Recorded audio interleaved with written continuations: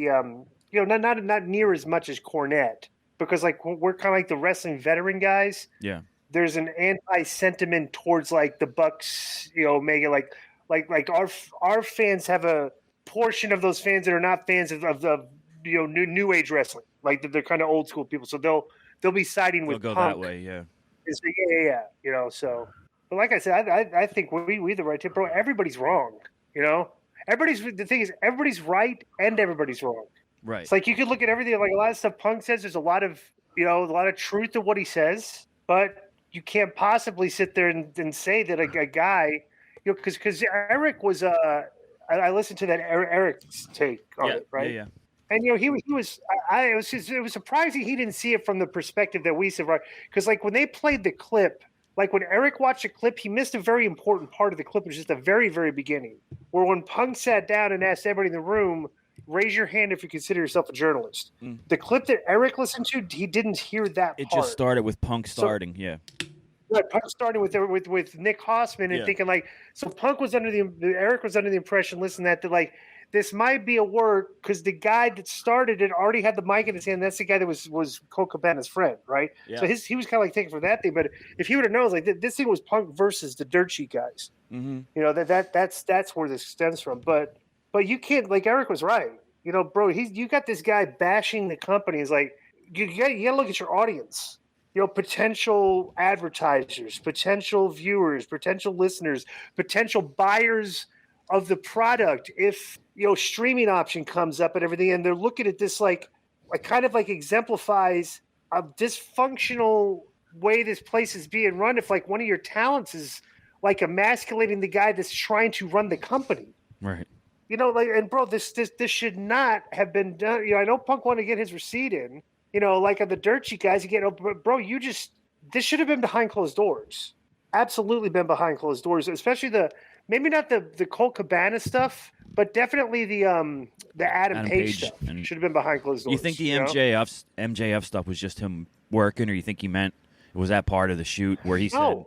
You think he absolutely was? Not. Conan brought that up when he said, "Bro, he was telling Punk the truth. Keeps bringing this stuff up. Yeah. This disconnect between the veterans and the younger talent. MJF is what? Conan, the kid's only like 25 years old, right? 25, yeah. Let me see. Yeah, he's very young. And so, like, a guy like Punk, and bro, Punk's right. Unless you've, like, made it on the big stage and drawn big numbers and wrestled in front of, been in that machine that's the WWE and made a name in that machine, it's like you really haven't done much. He's 26. Would you agree with that, Conan? 26. Well, yeah, you got to remember this guy's been being told by everybody, by wrestlers, by promoters, you're the next big thing. Everybody's, on his jockstrap, the fans. He's very entertaining. He's getting all this TV time. He destroyed Punk on the mic, who was the master. I would love to have seen this edgy Punk against MJF. That's what I tuned in to see. And instead I got, shucks, I'm glad to be back, Punk. Yeah. But, it can get to you. And I don't mean to like browbeat Joe or anybody else, but everybody wants to be famous. Everybody thinks they are somebody, and so he probably thinks he's bigger than he is. And he's probably made comments to Punk where Punk's probably rolling his eyes and going, you haven't really done anything yet, dude. You know what I'm saying? Mm-hmm. So, and in MJF's mind is, I haven't done anything, but I'm growing really quick and I am going to do something. Watch, like so you got the cocky underneath guy who knows he's good. He knows he's going to be a big deal. WWE probably has called him and wants something to do with him. That's why he had the balls to go out there and say what he did. Mm-hmm. And Punk's like, slow your horse. You know what I'm saying? So, yeah, there's obviously what I couldn't believe. I actually thought that the Young Bucks and Punk would get along because Punk was kind of like everything the Young Bucks. You know what I'm saying? They were like DIY type of guys. They did it on their way, their own selves. And Punk was kind of the leader of that stuff, So I was very surprised to hear that there was heat between those three. Edit it tonight. I'll send it right to Patreon and also to Hughesy to put up. Wow, so that was a melee. I thought it was just like guys screaming and they broke them up, but their punches were thrown. One guy got bitten. Punches. A chair was thrown and hit Nick Jackson in the head, supposedly. Maybe they'll go the easy route and just fire Ace Steel for being involved. That's the easiest one. Punk probably wouldn't would say, no, if he goes, I go. You know? Yeah. It's wild. Well, Punk ain't going to go. Bro, those guys are not going to, let me tell you something. Those guys are going to do business. They're getting paid too much. You put Punk. Like, this isn't, again, $150,000 a year or stuff. These guys are making, I think Millions. Hangman Page is making over $1 million and Punk is making $5 million. There's no way that they're going to, like, want to quit. I wonder why Page. There's no way. You can't walk away from that kind of money. It's ridiculous. The Bucks and Omega went to confront Punk, but I wonder why Page wasn't involved. Maybe they said, "Hey, stay out of this," or "You're the youngest guy. We don't want you to get you involved." I have no idea. But you think maybe he would have already been there? left? Who knows? He might have already left. Yeah. He could have left. Yeah. So it's episode. What would you have done, Joe? Would you have gone and 323. confronted Punk? Yeah. No, Yeah, you wouldn't. You would have yeah, asked yeah. him for his autograph. No. And I think Punk. I don't know what the situation is, but I think Punk should have tried to do it privately, also. You know, but maybe he has. Well, I told you he was mad. He didn't want to. Yeah. Yeah, and you're right, because he's the one that's been getting dragged in the dirt sheets for firing Cabana and the all whole this. thing came. He knew he had all the dirt sheet guys in front of him in that media scrum, and they've been reporting. Yeah. He reads it.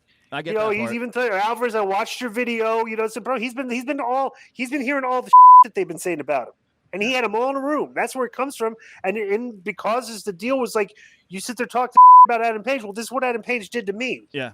And like, you know, it's just like, you know, he just cut his promo. He just cut his receipt was on the wrestling dirt sheet guys. That's what this was. Well, he's you a know, he's a heel now. That's it. There's no way that I don't know if he is or not. That fan base that loves the Bucks and Kenny, and they do. That's what brought them there at the beginning. Is going to boo him. Like, that's it. I don't think he can get past this. I don't believe so. No? I think he'll I don't know, stay we'll see. over. No, he'll stay over. I don't think. I think the Omega and Bucks fans are the passionate I'll tell you exactly ones. what's going to happen. I'll tell you what's going to happen, bro. You know how the AEW and WWE fans are kind of polarized against each other?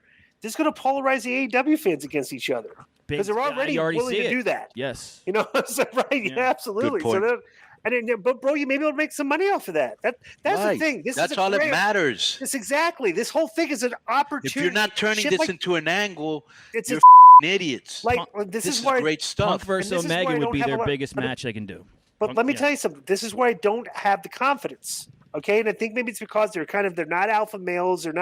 They don't want people to be critical. Bro, they blew the MJF thing. The MJF thing was like a shoot, and it's like, you know, and they were going to keep him out of the, but they brought him back as the Joker and like a wrestling angle. You know, and like, bro, you had a shoot angle there to work with, and like you didn't know how to work your way out of it. So, you know, I don't know. We'll see. Yo, what up? This is Konnan, and I host Keeping It 100. My co-host Disco Inferno, unfortunately. Well, I'd say you're my co-host. Listen, every Thursday here on Spreaker, we talk pro wrestling, sports, movies, music, TV, pop culture, and some politics. It's everything the rest of the pro wrestling podcasts are not. Tune in to hear myself, the superior one, educate and inform. Tune in to hear me bury Disco. That's very disrespectful. Join us every Thursday on Spreaker and keep it 100. Boom!